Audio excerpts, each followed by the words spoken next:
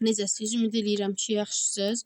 Uşaqlar, bugün sizlərlə Fəryad və Maşuq meşəsi şeirlərini keçəcəm. Təbii ki, mən şeirləri oxumayacağam. Yəni əgər oxumamısınızsa siz oxuyun, daha sonra gəlin videonun izahına baxın. Bu arada demək istəyirəm ki, yazmayacağım tapşırıqlar da olacaq təbii ki də, yəni sizin öz öhdənizə buraxacağam. Və uşaqlar, bir də demək istəyirəm ki, yəni mənim kanalıma niyə abunə olmursunuz? Yəni baxış da əvvəlki kimi azalıb. Yəni siz abunə olmayanda inanın ki, mən də həvəsim itir də, yəni YouTube-a qarşı. Xahiş edirəm abunə olun. Çünki həqiqətən bu çox önəmlidir mənim üçün. Yəni sizin mənim abunə sayım artdıqca mən də o qədər video ataram. İndi qələmin rəngini dəyişirəm, başlayıram izah eləməyə sizə tapşırıqları. Olsun qələmin rəngi deməli.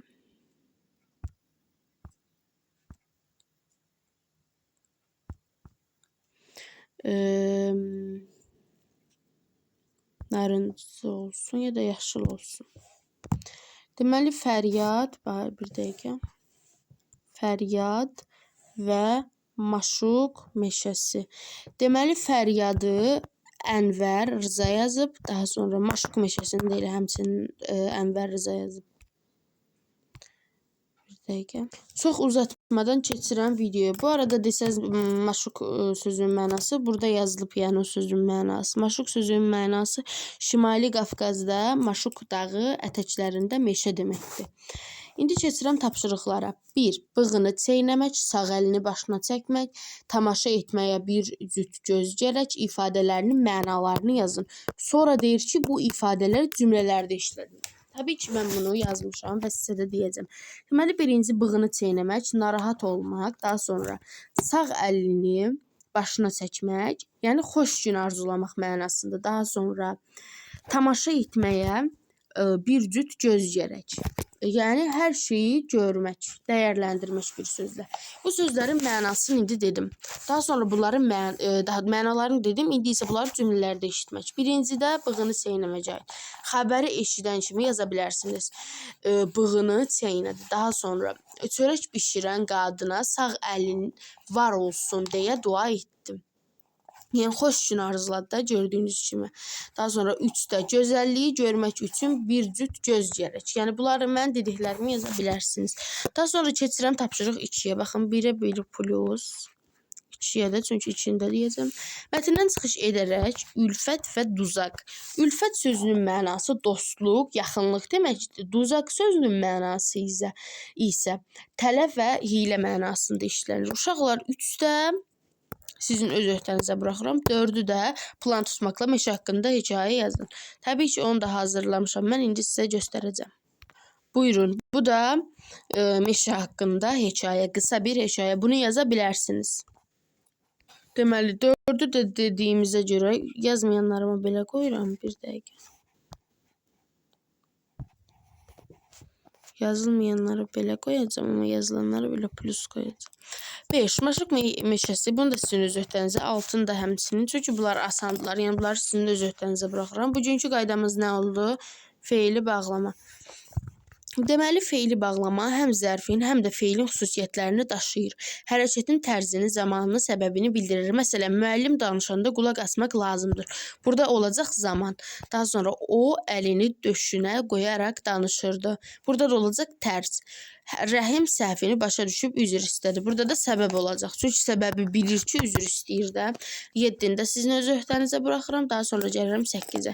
Feili bağlamaları seçin. Və zaman tərz səbəb bildirməsinə görə aşağıdakı kimi qruplaşdırın. Baxın 8-də bir dəqiqə. 8-də olacaq uşaqlar, yazın. Deməli B, C, 2-də A, 3-də də D. Prosta mən bunun yazılışını bilmədiyim üçün sizə belə deyirəm şifahi. Daha sonra keçirəm 9-a. Fərqləndirilmiş sözləri feili bağlama ilə əvəz edib cümlələrdə işlədim. Koroğlu dəliləri başını topladı, dağları çəkildi. Burada olacaq, yəni təbii ki, burada da yenə həmin kimi topladı olacaq, dağlara çəkildi. dağlara toplandı məsələn elə.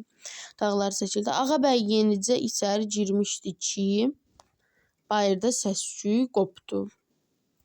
Daha sonra elə ki vaxt tamam oldu. Burada da yenə tamam oldu.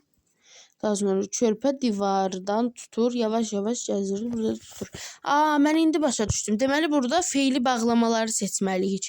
Burada feili bağlama birincidə topladı. Baxın, işarələyəcəm. Topladı, burada feili bağlama. Daha sonra qələmin rəngini dəyişirəm ki, qoy fərqli-fərqli olsun. Daha sonra girmişdi ki,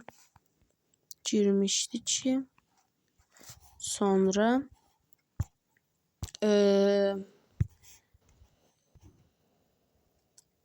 tamam oldu. Və uşaqlar bir dəqiqə.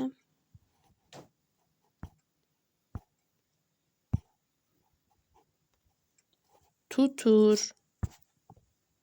Gördüyünüz kimi feili bağlamalı sözlərimiz bunlardır. Topladı, girmişdi ki, tamam oldu, tutur. Belə uşaqlar, videomuzun sonuna gəldik. Bunu keçmişdim. Ümid eləyirəm ki, videomu bəyənib kanalıma abunə olacaqsınız. Çünki bu çox önəmlidir. Sağ olun, salamat qalın. Yəni, həqiqətən bunu sizə xəbərdarlıq eləyirəm. Zəhmət olmasa kanalıma abunə olun uşaqlar. Bir də necə türlü, yəni bu 7-ci sinifi bitirəndən sonra ucu keçəcəm 8-ci sinifi keçməyə. Ümid eləyirəm ki, o qədər mən 200, yəni 300, 400 abunəni keçərəm. Yəni inşallah. Allah qoysa keçərəm. Nəysə, sağ olun, salamat qalın.